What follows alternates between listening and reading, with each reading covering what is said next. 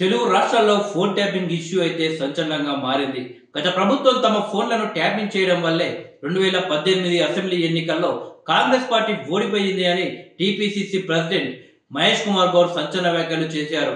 శాశ్వతంగా అధికారంలో ఉండాలనే చెడు ఆలోచనతో నాటి బీఆర్ఎస్ సర్కార్ ఫోన్ ట్యాపింగ్ కు శ్రీకారం చుట్టింది అని విమర్శించారు. తమను మావోయిస్ట్ సానుభూతి పరులుగా ఆపాదిస్తూ ట్యాపింగ్ చేయడం సిగ్గుచేటు అని విమర్శించారు.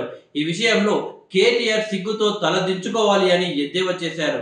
ఫోన్ ట్యాపింగ్ కేసులో సిట్ అధికారులకు సాక్షిగా మహేష్ కుమార్ గౌడ్ వాంగ్మూలం ఇచ్చేందుకు మంగళవారం ఉదయం జూబ్లీహిల్స్ పిఎస్ కు వెళ్లారు. ఆయనతో పాటు ఎంపీ అనిల్ కుమార్, గద్వాల్ మాజీ జెడ్పీ చైర్మన్ సరిత సిట్ అధికారులకు సాక్షులుగా తమ వాంగ్మూలం అయితే ఇచ్చారు. అనంతరం మీడియాతో మాట్లాడిన మహేష్ కుమార్ గౌడ్ గత ప్రభుత్వం ట్యాపరింగ్ చేసిన ఫోన్ నెంబర్లలో తనది కూడా ఉంది అని సమాచారం ఇవ్వాలి అని అధికారులు కోరడంతో సిట్టు కార్యాలయానికి వచ్చినట్లు పేర్కొన్నారు. రేవంత్ రెడ్డితో పాటు తన ఫోన్ సైతం ట్యాప్ చేసి తమ మూమెంట్లను ఎప్పటికప్పుడు పర్యవేక్షించారన్నారు. దీనిపై గతంలో తాను ఫిర్యాదు చేశానని, తాజాగా వాస్తవాలు బయటకు వచ్చాయన్నారు. చట్టానికి వ్యతిరేకంగా అనేక మంది ఫోన్లను ట్యాప్ చేశారని ఆరోపించారు. 2022 నుంచి సీనియర్ కాంగ్రెస్ పార్టీ నాయకుల ఫోన్లు ట్యాపింగ్లు ఉన్నాయి అని మహేష్ కుమార్ గౌడ్ తెలిపారు. సిట్ దర్యాప్తు జాబితాలో 650 మంది కాంగ్రెస్ పార్టీ నాయకుల పేర్లు ఉన్నాయి అని తెలిసిందన్నారు. దేశ చరిత్రలోనే ఇంతటి హేయమైన చర్యకు పాల్పడడం ఇదే ప్రథమమని విమర్శించారు. కుంభం అనిల్ కుమార్ యాదవ్, గాలి అనిల్ తో పాటు అనేక మంది ఫోన్లు ట్యాప్ అయినట్లు బయటకు వచ్చింది అని ఆరోపించారు.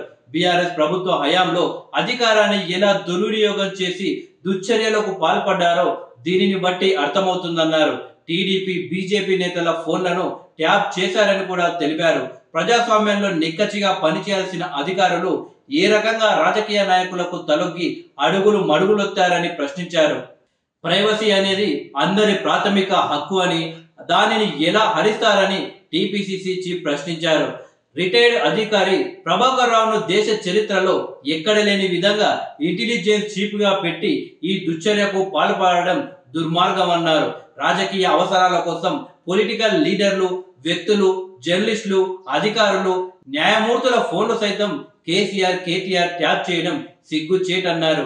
ప్రభాకర్ రావు, నాటి సిఎస్ ఇద్దరు కలిసి ఎన్నికలకు ముందు 2 ఏళ్లు ఫోన్ ట్యాపింగ్ చేశారన్నారు. ఈ హార్డ్ డిస్కులను సైతం ధ్వంసం చేశారని తెలిపారు. బీఆర్ఎస్ హయాంలో అకస్మాత్తుగా తమ కార్లను ఆపి తనిఖీలు చేసేవారని, అనుక్షణం పోలీసు తమను నీడలా వెంటాడేవారని వివరించారు. ఆ కారణంగా అనేక సార్లు గృహ నిర్బంధాలు చేశారని తెలిపారు. భవిష్యత్తులో మరే ప్రభుత్వం కూడా ఇలాంటి దుశ్చర్యకు పాల్పడకుండా ఉండాలి అంటే నిందితులకు కఠిన శిక్ష పడాల్సిందేనని ప్రభుత్వం ఆ దిశగా చర్యలు చేపట్టాలన్నారు.